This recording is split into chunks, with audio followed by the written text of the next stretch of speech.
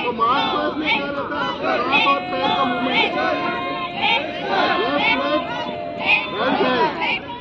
Right hand, दोनों एक साथ में निकलना है। और जनरली ड्रिल हील पे होता है, इससे ऐसा करके मारना लेते हो, पूरी खाना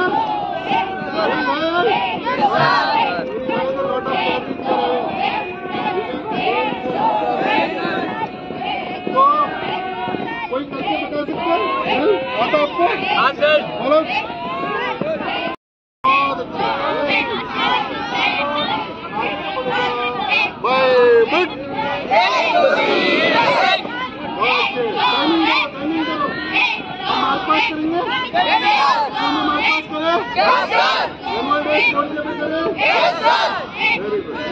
तो मार्च पास में क्या रहता है, आपका हाथ और पैर का मूवमेंट, लेफ्ट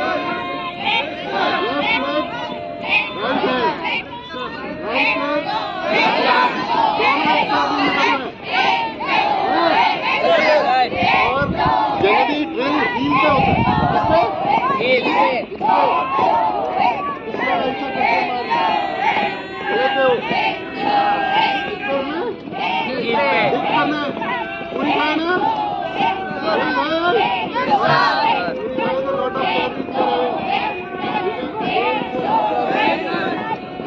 तो कोई करके बता सकते हैं आता आपको? हाँ सर, बोलो।